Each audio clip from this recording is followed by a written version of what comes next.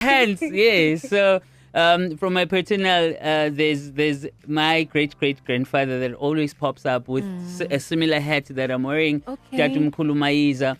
He then takes me to a mountain and we just chill there, and he then sings songs to me, and I wake up remembering all of them. But even with the other songs, when I then take them to the studio, because I can't play any instrument, Really? I go back to the dream and actually take even the key, even the tempo, even the feel. I make sure that the band plays it exactly as I heard it, and we don't leave the studio until I'm content in my spirit. Yes. Oh my God. Hey. Brunchy. Weekdays, 9 to midday. Let's get back. Let's connect. Something brunchy. Something for your mind, your body, and your soul. This is Something Brunchy.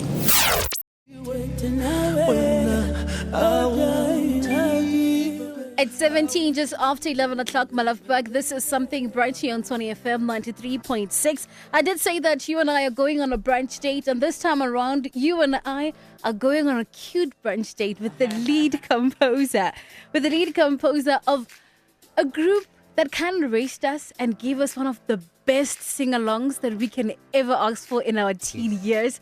We are talking to NTSIKA, and we're talking about his tour, the music, and everything that has led him to be who he is here this morning. Good morning, NTSIKA. Good morning, LR. How are you? Good in yourself? I'm all good. Your energy is incredible. Oh my God, thank you. You are a breath of fresh air for sure. Thank you so much. True to your name. Lemogang means like, it speaks to welcoming, right? No, it means kapel, actually. Kapel. Oh, yes. Which, Okay. yes, lemoge. Okay, ulemoge. Okay, cool. Yeah. Why did I think amogelang?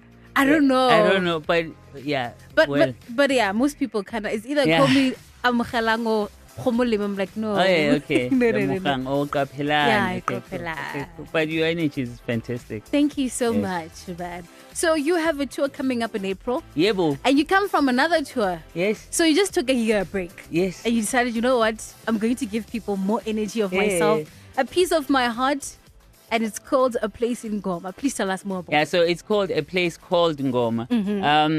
I think I've been telling people that I dream of songs. And then I get transported to a world which is very mystical, which is very, might be scary to other people, but it feels so familiar to me because I'm with my forefathers, I'm with Bonkgonobaka that then shower me with all these beautiful songs. You know, they come in different forms.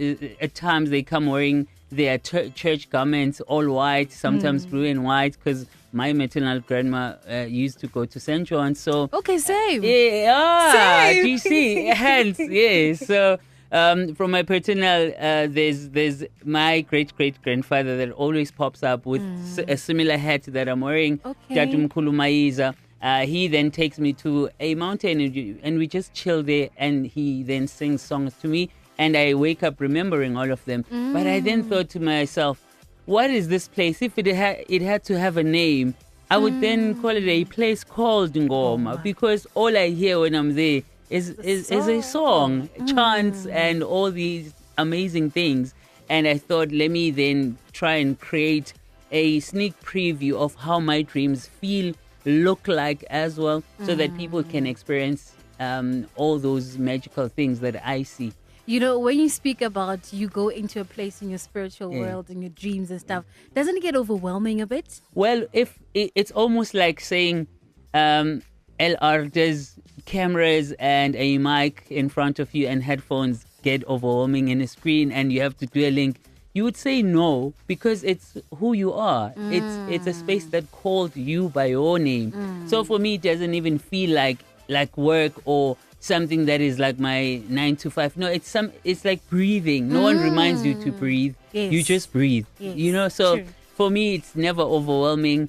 It just feels incredibly like it's a privilege. I know people that do not even remember their dreams. You know, I have 2 kids. And each time when they wake up, my wife and I always ask them, what did you dream of? Because we're trying to instill in them to always remember your dreams, because that's where you also get your blueprint, your guidelines, all these things in between. So it doesn't get overwhelming at all. I know. I'm kind of a bit spiritual. Yeah. So they'll tell you, if you don't dream, you don't know where you're going. Yeah. So it's very important you're instilling that in your kids. Yeah. But when it comes to translating it into the physical world, how do you make sure that you capture the essence of it? So I'm very pedantic. When I heard Isabella or Iaun Diva, for instance, this song that you just played, we were performing at Carnival City.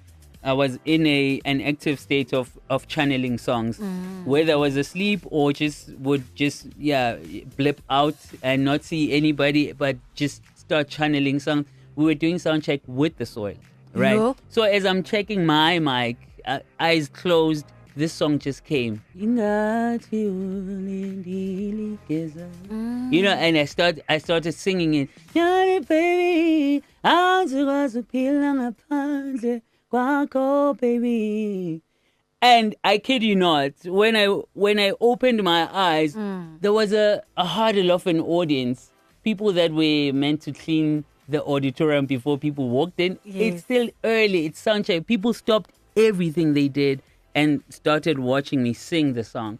And I was like, this is really something special. And I feel like even with the other songs, when I then take them to the studio, because I can't play any instrument, Really? I go back to the dream and actually take even the key, even the tempo, even the feel. I make sure that the band plays it exactly as I heard it, and we don't leave the studio until I'm content in my spirit. Yes.